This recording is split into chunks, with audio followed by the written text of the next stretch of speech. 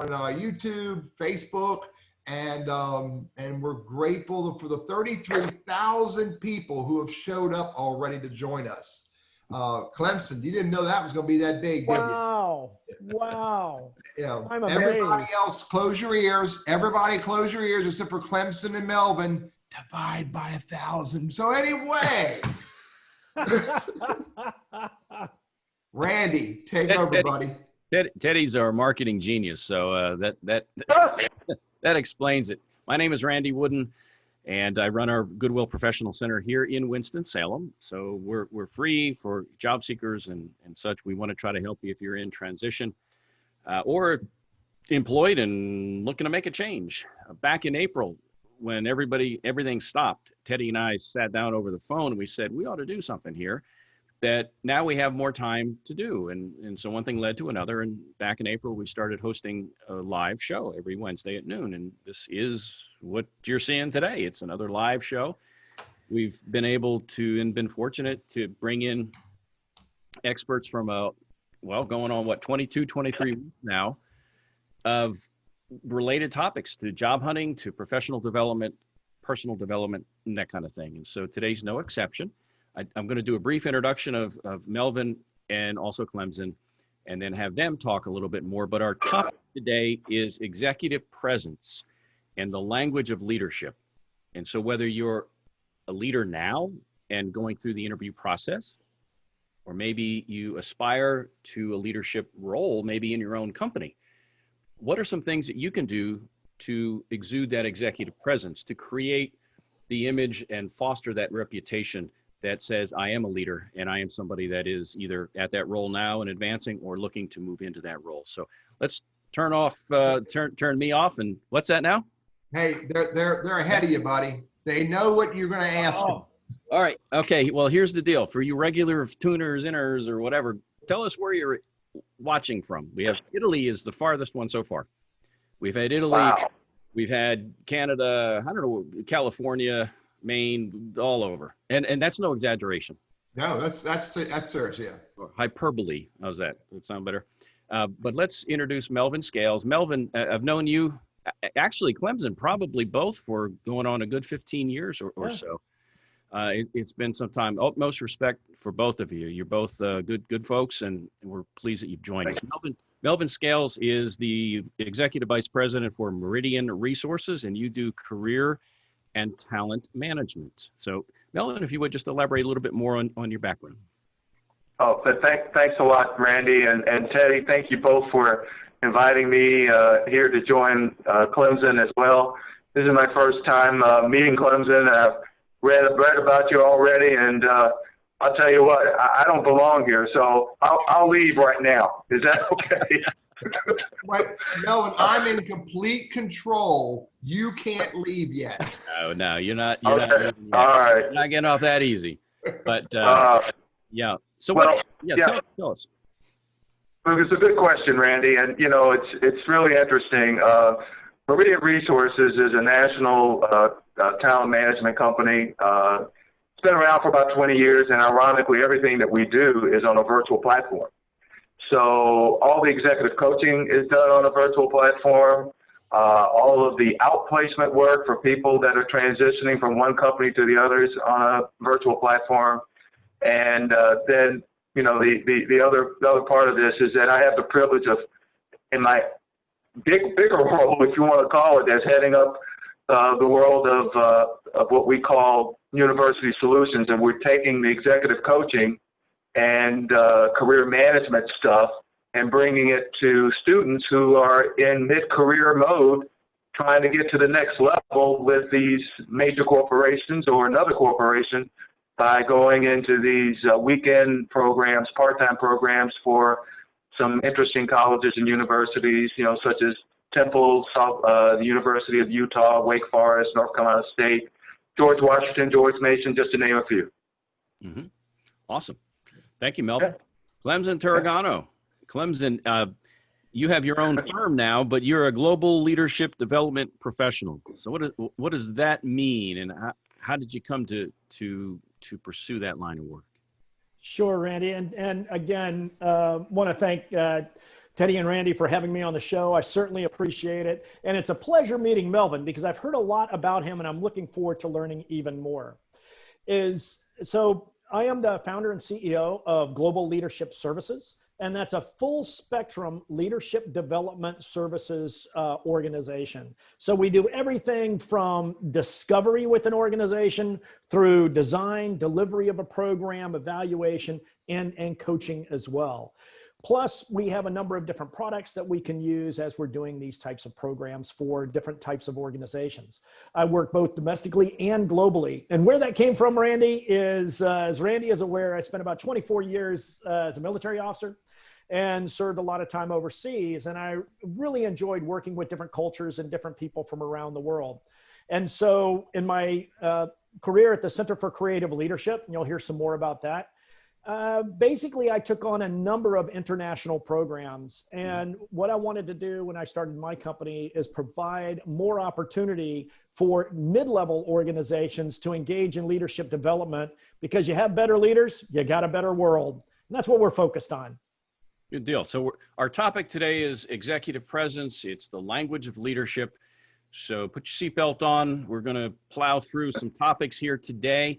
Just Clemson and Melvin, if either of you has something you'd like to chime in with, just a quick like this, there's no official symbol for a hand raise. We don't need that. We're just like, hey, I want to talk. Hey, I got one thing to say. I really do. You know, it's just dawned on me again, small world. And again, all of those who are listening today, you never know who you're going to meet and when. 15 years ago, I met a gentleman who was a naval officer. He became a client of mine. He actually taught at the Naval Warfare Academy, I believe. And ironically, as I was meeting Clemson, Clemson did the same thing. Yep. And there's a possibility that they worked together at some point, and I tried to connect them, but I don't think it was exactly a match. But it's again, you never know. It's just incredible. No, absolutely. And I appreciate that connection, because one of the funny things about my background is I am the only Army officer to retire from the Navy. And because my last posting as a joint officer was at the Naval War College. But making those type of connections, that's what we do. And through as you know, and actually Melvin knows this much more than I do, but through those connections is where you get that insight and where you get those opportunities that you're not going to see on a job listing. So thanks a lot for connecting. I really appreciate it. Well, let's get started with our first topic. I'm going to throw this one to Melvin, and just to let our viewers know, we asked Clemson and Melvin to provide us with some talking points and some questions and topics they'd like to cover. And so this is what Melvin had shared with us. And I know also, Clemson, you had shared what I'll call a 5-step acronym. And so we'll talk that as well. But here again, what we want to do is kind of tee this up for Melvin. So you had talked about 5 categories of behavior crucial to executive presence. Nice. Where do we go with that one?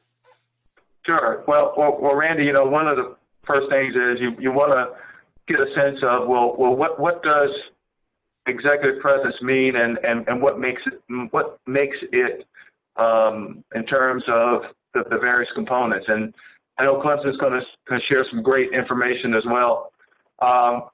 You know, one of the first things is in the 5 categories that there are, and there are subcategories within each, but, you know, just staying at a high level for right now.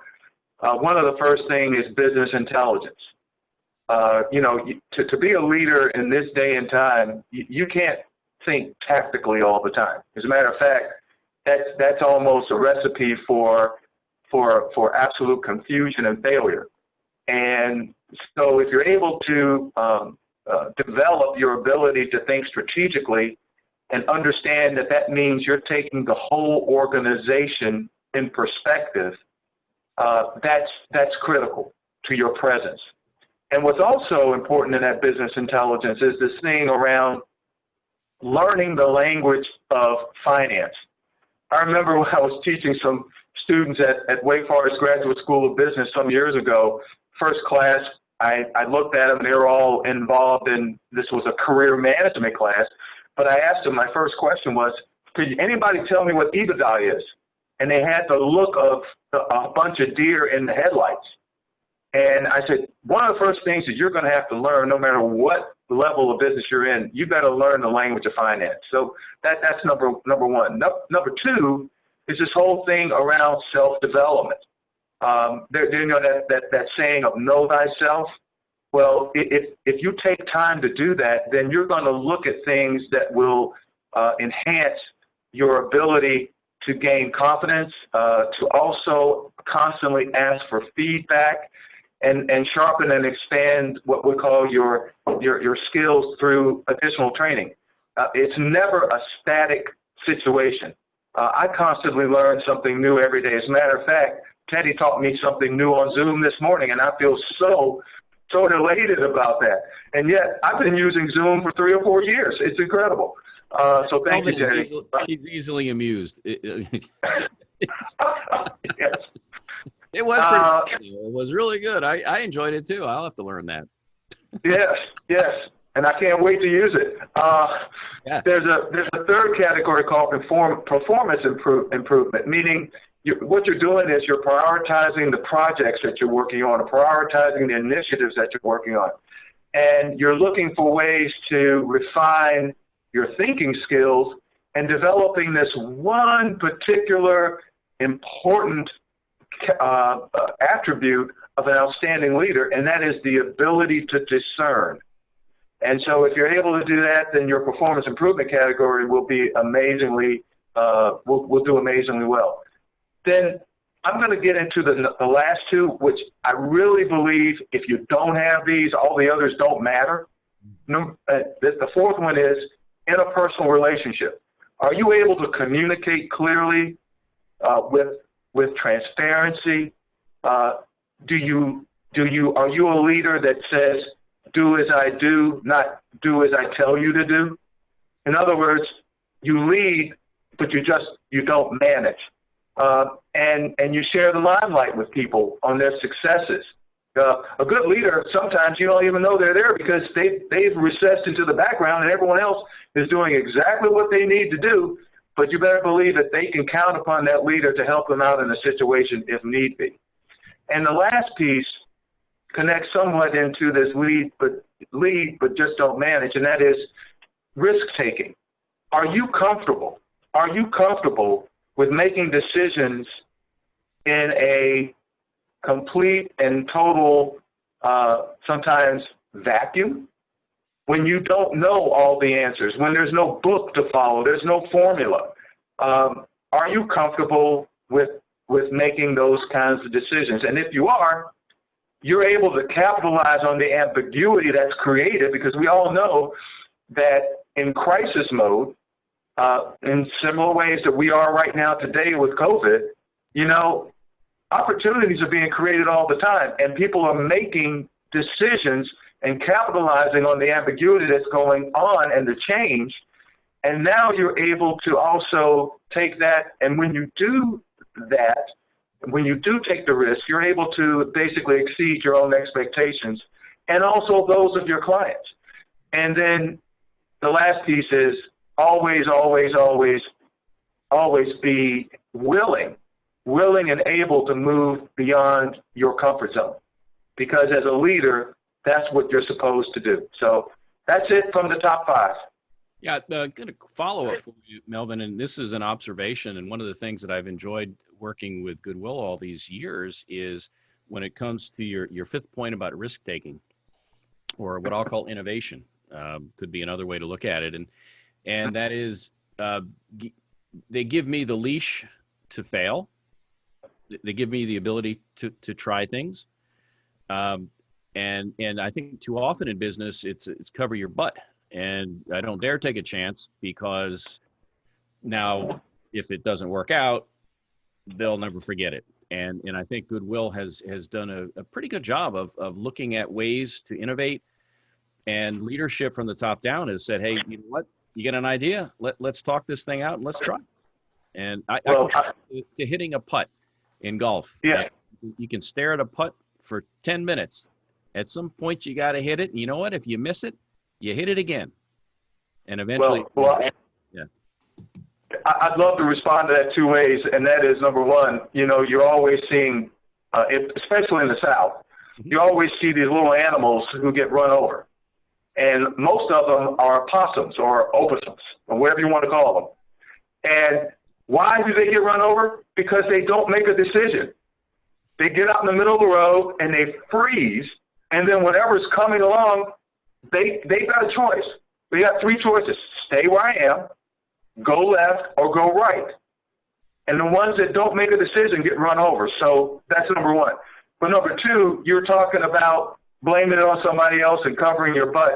A friend of mine actually gave this to me in a leadership conference, and he bought this for me, and it says, it's my coffee cup, it says, to err is human, to blame it on someone else shows management potential. Right on. Here, let me stop it. There you go. Don't do it. Don't Put that away, Melvin. Put that away. I don't ascribe to that. It was just funny to have.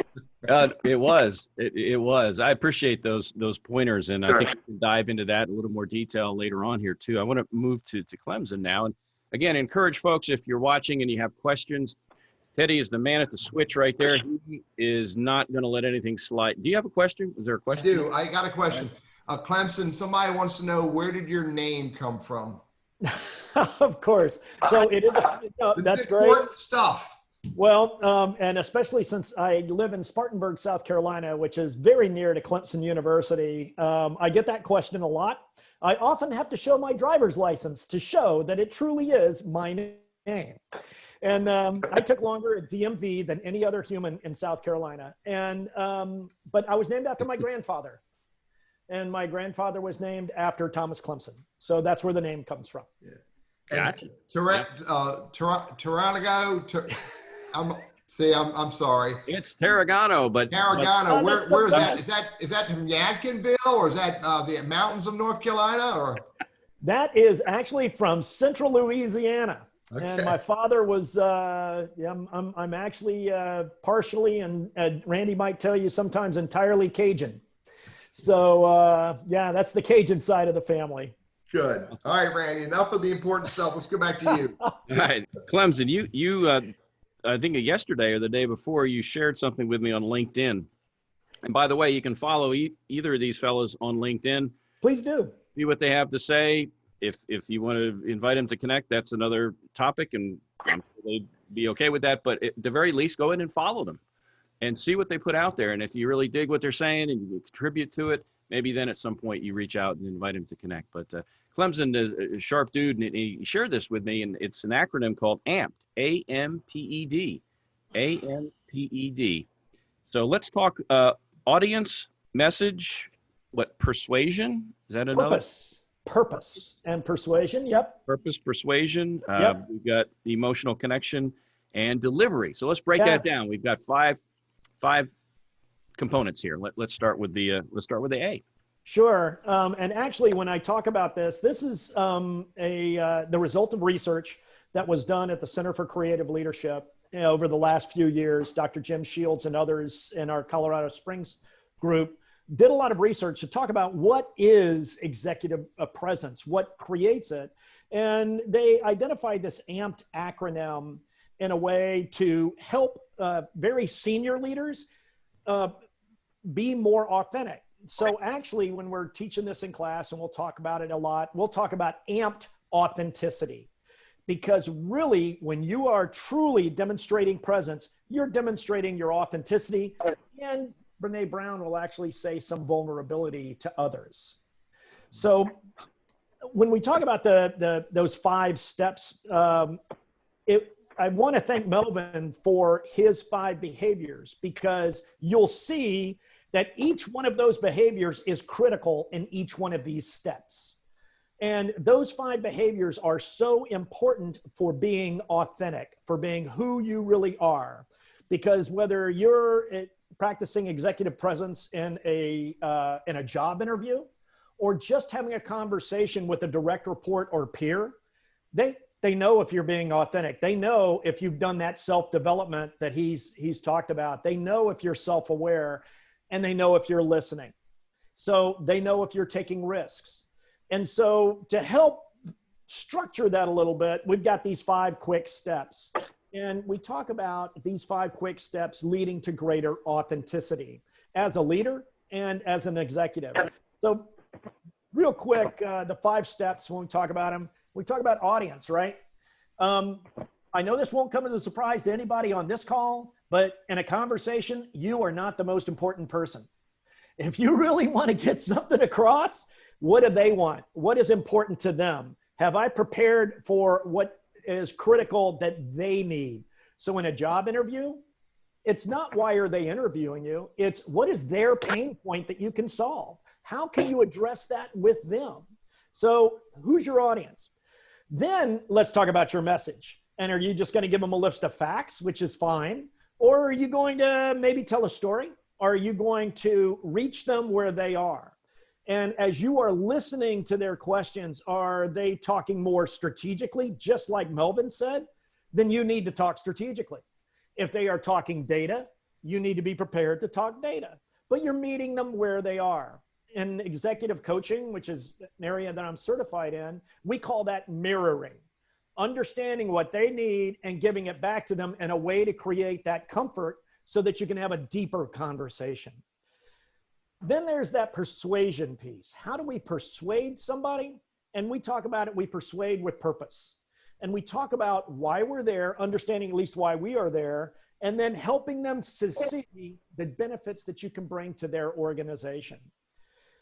And we want to make an emotional connection. So I really want to thank Teddy because, hey, Teddy asking me about my name, that's an emotional connection, dude.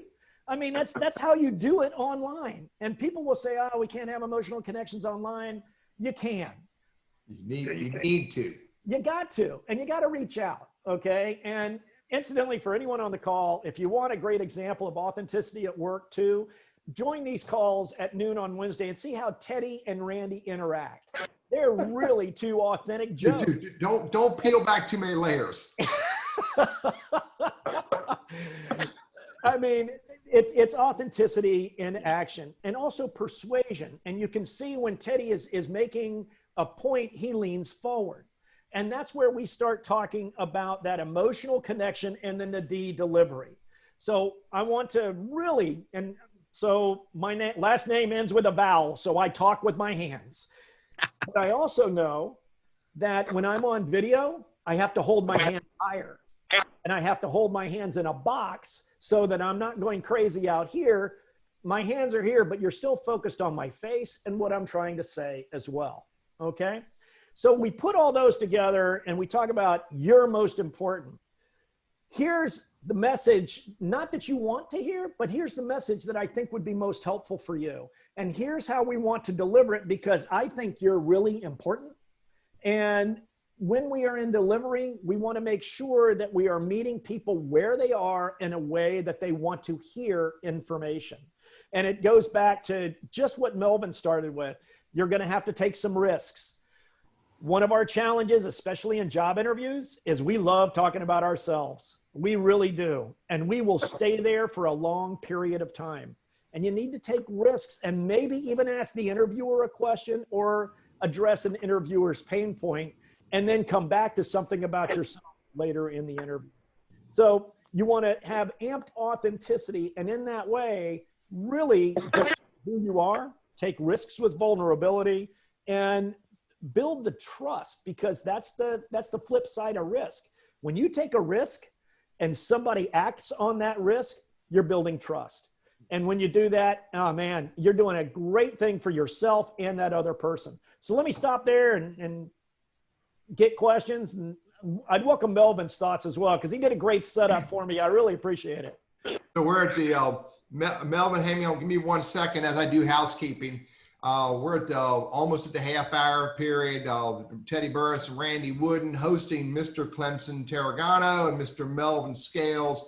The conversation today is about executive presence, and these gentlemen are doing a great job of putting this conversation in place for all of us, all of those who are on this call. 44,000 people right now, not including Facebook. You know, how can you use executive presence skills in the as you're in job search. So thanks for joining us, guys. Any questions, folks? Drop in the chat box. Back to you, Randy.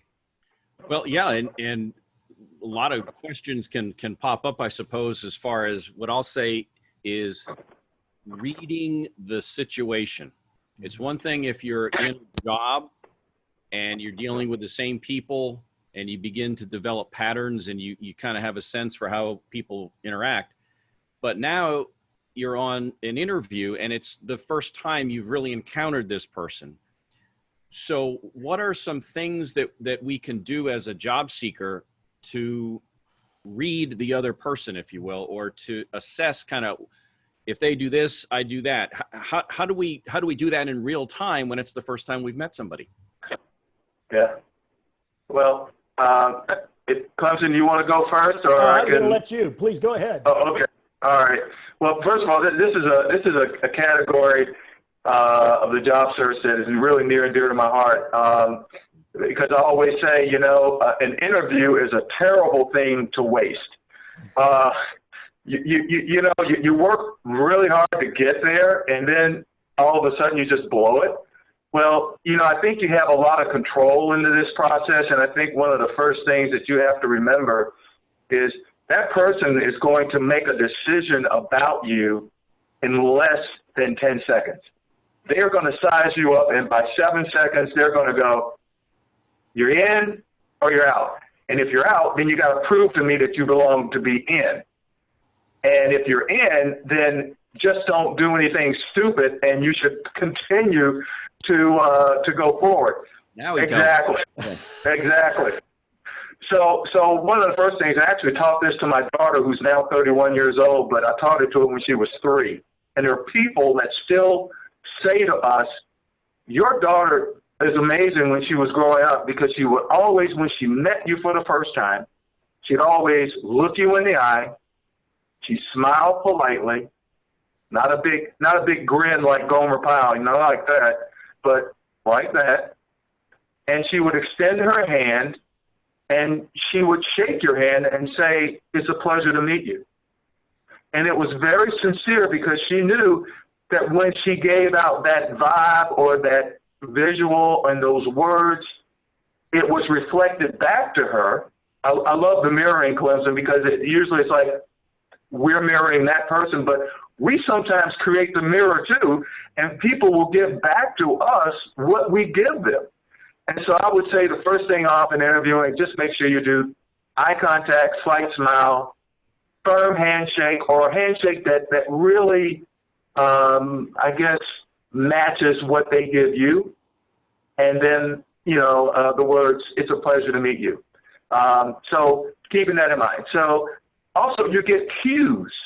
You sometimes get cues as you're sitting there interviewing them, and again, depending upon the situation, if it's virtual, they might have some things in the background, like you see behind me. You see that sort of it's a Wake Forest diploma.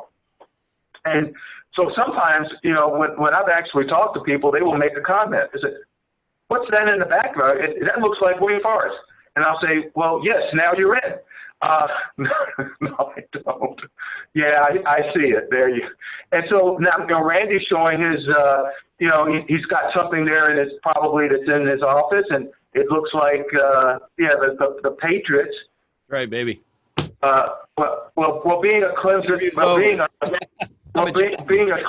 being a Cleveland Browns fan, and I know you feel my pain. It's just, I don't have anything to say. But you can get a sense of who these people are by what's in their office and what they choose to display. As a matter of fact, I'm looking at Clemson's, and I see Clemson's very proud of his accomplishments, which is important. And I get that. We all should be very proud. It means he has great self-esteem. But it also tells me the pictures that I see, I think they're of his family. I really can't tell. Hey, he's loving his family. So he's going to probably be open to kind of talking about those things at some point when appropriate. And then he's very well read. I can see books over there in the corner. So, and he also is constantly checking things out for himself. He's got a whiteboard over there. So he's constantly doing things that'll just make it. You can't tell much about me because I'm in a different location, but other than that, you can get a sense of what's going on in that person's mind and who they are. So great. Hey, Randy, before you throw it back to Clemson, and this might be for Clemson, Mike asked this question. One of the problems that some people have is that during interviews is either they talk way too much about themselves or not. Maybe they're a one-syllable responder, and both of those could be problematic. What's in the context of executive presence? How would you manage that balance of way too much or nothing at all? Yeah, that's a real challenge, because one of the things in an interview puts you off balance because you're being asked a lot of questions. And so how do I manage my time so that I answer the question and demonstrate my relevance at the same time? And so what we want to do is, again, you want to put together your message, right? So you know you're going to be asked this, okay? You know you're going to be asked, why do you want the job? You know you're going to be asked about your background. You know you're going to be asked probably about something that may have gone wrong in your past and how you handled it. Write that out. Write it out. Prepare for the interview. Prepare for the conversation. And you want to have 3 to 4 sentences. That may be a little long. I'd welcome Melvin's thoughts on this. 3 to 4 sentences that talk about each one of those things. And then when you're finished with that 4th sentence, you're done talking, okay? And sometimes it's helpful. And so in all transparency, I did an interview recently, and I am a trained professional educator. And so it's very difficult for me to stop talking without asking a question.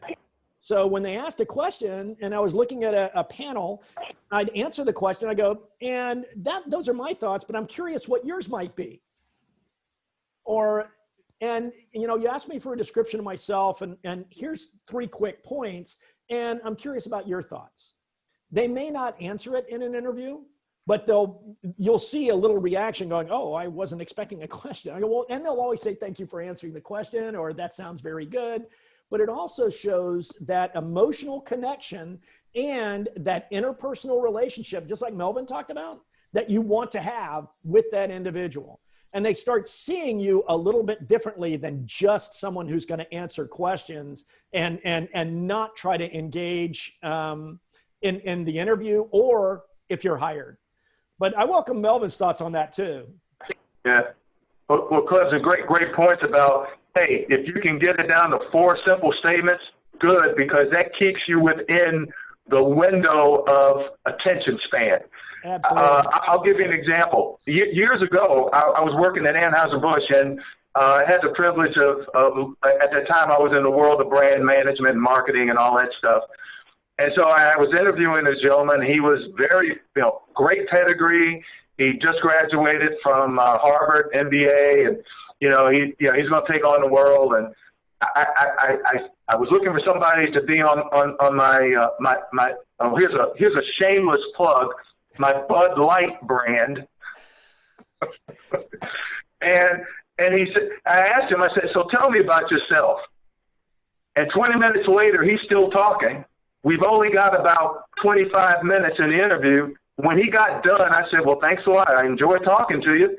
You're going to go over here. He says, what, you're not going to ask me more questions? I said, well, you didn't stop talking. So that tells me a little bit about you, and I'm not sure it's going to be a good fit. I gave him instant feedback. Yeah, that's just the way it is. But at the end of the day, if you can get your answer into 2 minutes or less, that's a good thing. Because the best intended interviewer, regardless, is going to start to drift on you at about 90 seconds. Because they're going like, okay, I've heard this before. I've heard this before. And then you have to figure out how to wrap it up very quickly. And to Clemson's point, engaging them at the end with some sort of statement that says, now, is that something that would make sense for this organization, or would that be consistent with, again, because an interview is not QA. The best interviews are conversations. Absolutely. Yeah, and one thing, by asking a question, it forces you to be quiet, for one. And another too, and again, I've used the generational differences. So all of us, all of us in this room are north of 40. All right, so we've been around the block a bit. Now, if we're interviewing a 16-year-old to work in our store or something like that, there's such a difference in, I guess, socioeconomic development or professional development or whatever, that very often they're intimidated by the older person. And so there's that level of intimidation. But as we begin to get older, we see that that's not necessarily the case, and that it has merit and value to engage in a discussion. And the way to have that discussion is to ask those questions at the end to get the feedback. So not that your peers, not that you're being, I'll come up with a better word than ostentatious, but that you're being kind of pushy as being this young guy that I came in with these questions, you better answer them. But just to have a good conversation, I think that has merit, because people have to not only know you can do a good job, but they have to like you and feel like you fit into their culture. So I think that's a way to help establish that rapport. Both of you guys have nailed it, that asking questions, because they want to talk about themselves, their company, and experiences. So all good stuff. Yeah. And Teresa threw out that, she hasn't interviewed in over 10 years. And, this is the first time she's actually done it. She wants to be very picky about who she goes to work for. She wants to understand that company culture and that environment and an industry. And in an interview, you're not going to discover any of that unless you're willing to share what the answers to the questions you're given, and then engage with that interviewer to learn more about them, their department, the organization, the culture, etc. So all of this plays a role in Teresa's, and Teresa, apologize, I'm saying it wrong.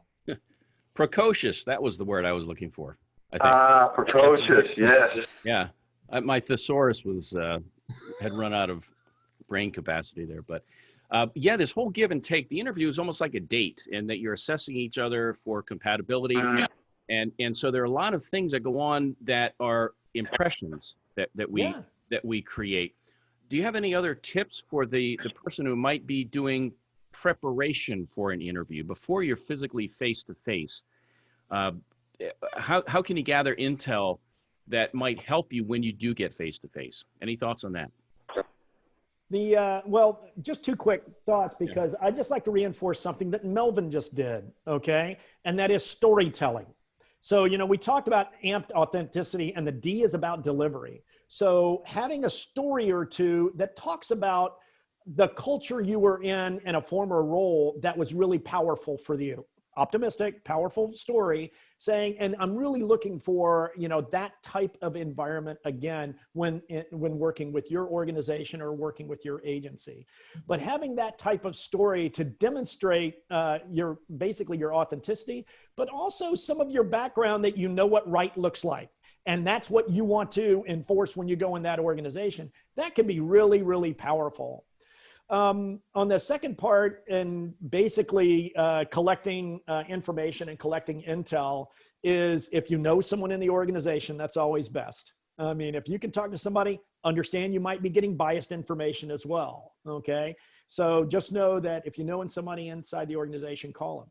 If you're going to work with a government agency, there is a ton of information out there that you should be able to find.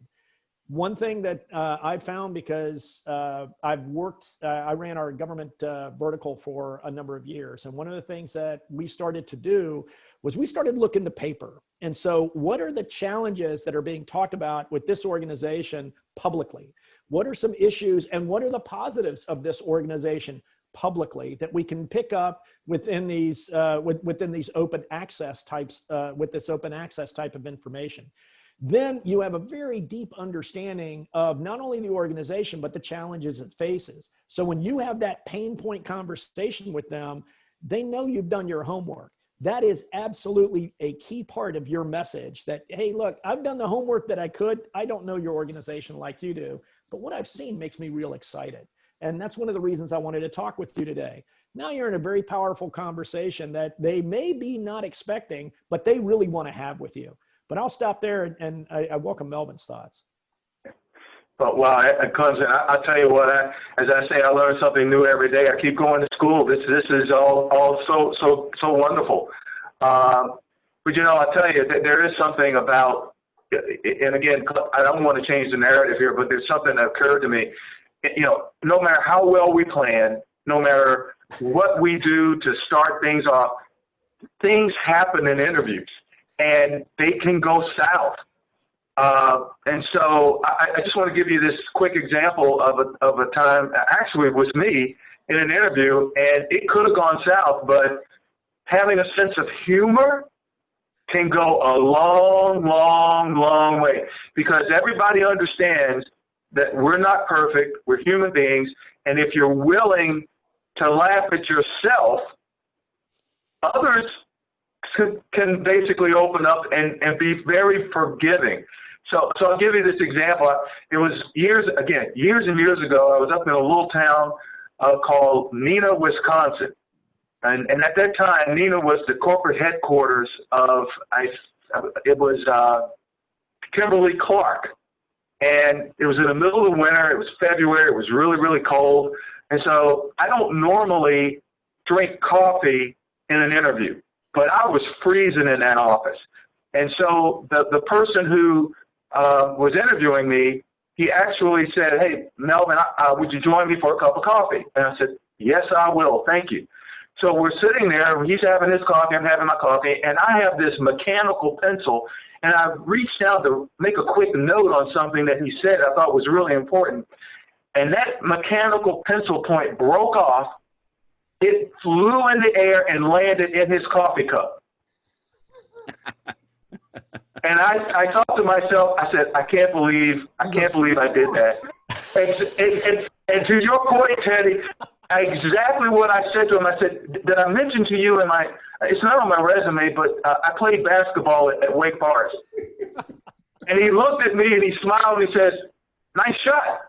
And we kept going. True story. That's the best. Hey, here's one for you.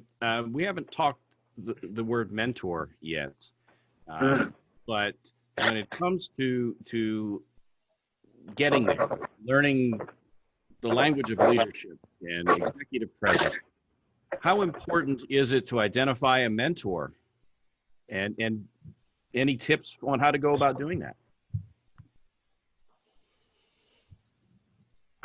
Oh, you want me to go ahead? Okay. Yeah.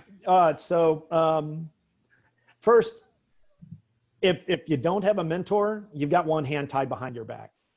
Okay. If you've got a mentor that you can talk to and a mentor that understands your situation, which is a mentor that listens for the themes. And I know this sounds interesting, listens for the themes and not the data, because the good mentor will go, oh, wow, I've never been in your situation, but here's a situation that I was in that was similar when I was at your stage in your career, or when I was as old as you were.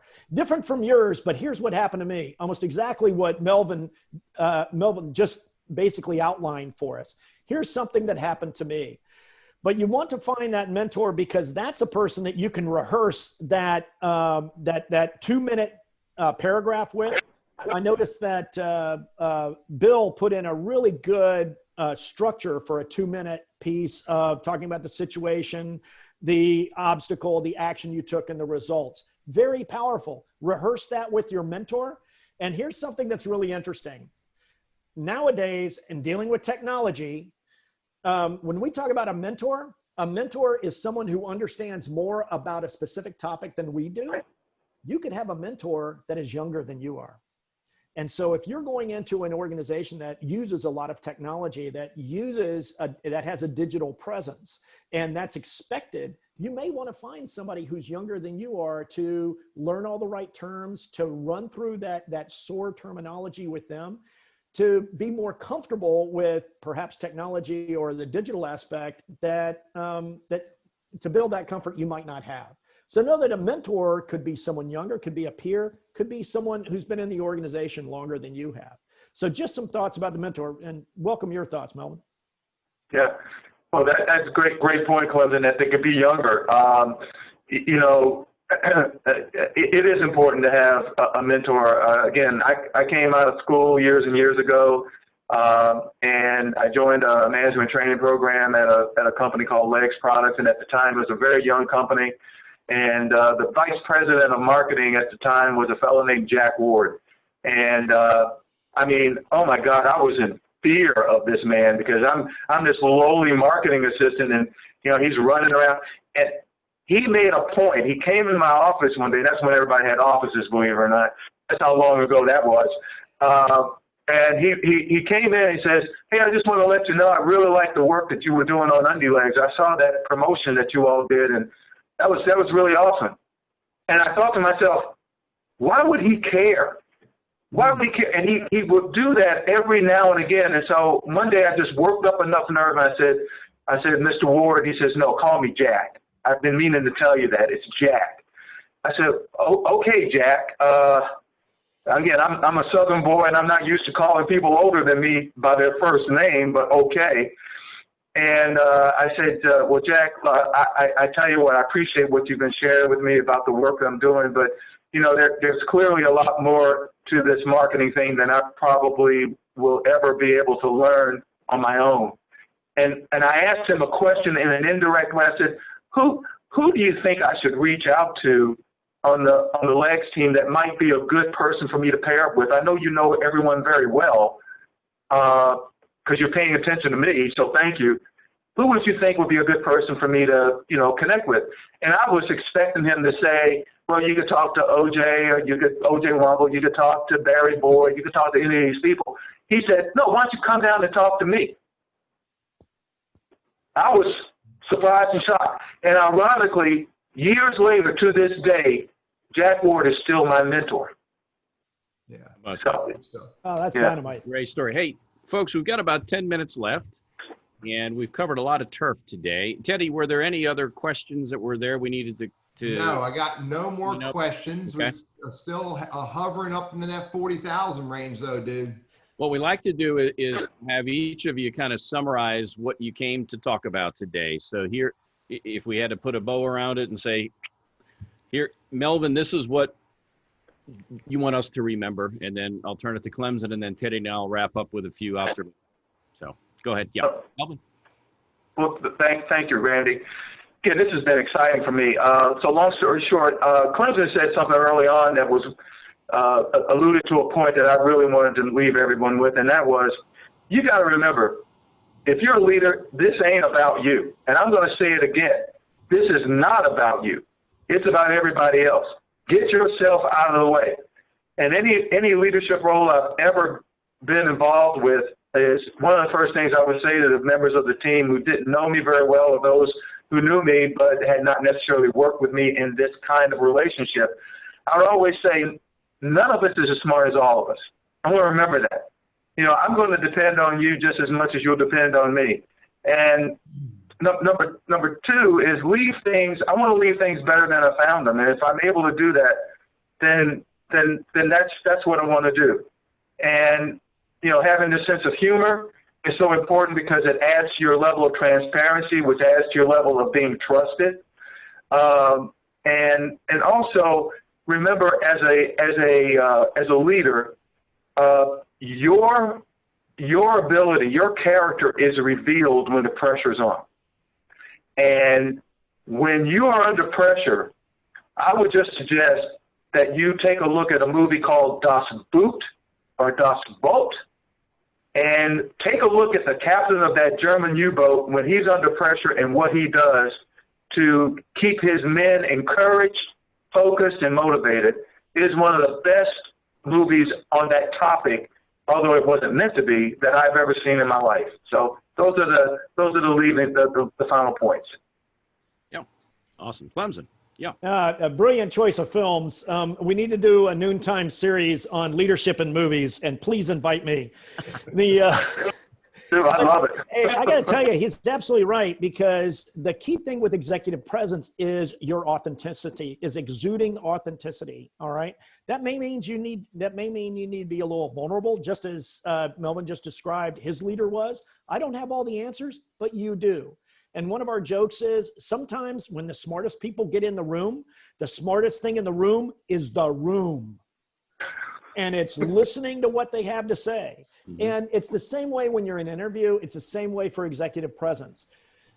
When you are there about other people, they'll be there with you. If you're there only for yourself, they'll know that. And you want to prepare for that. You want to be ready for it. And you want to make that other person the most important person in that conversation.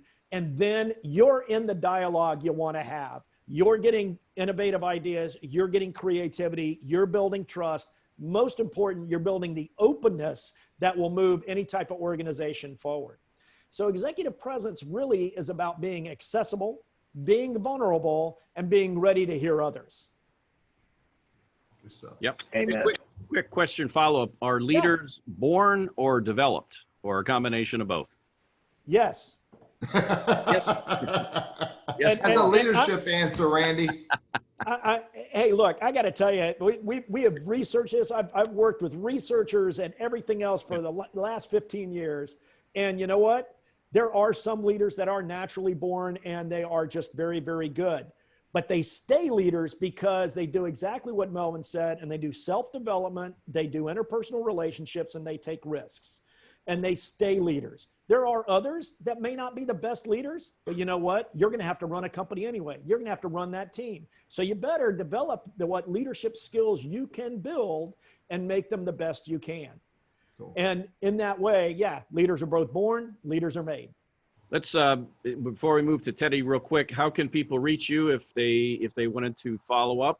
And Teddy, maybe you can put that in the show notes also. Yeah, if you guys are okay, then I'll drop your LinkedIn profile URL in the YouTube video, and that's fine. In the article.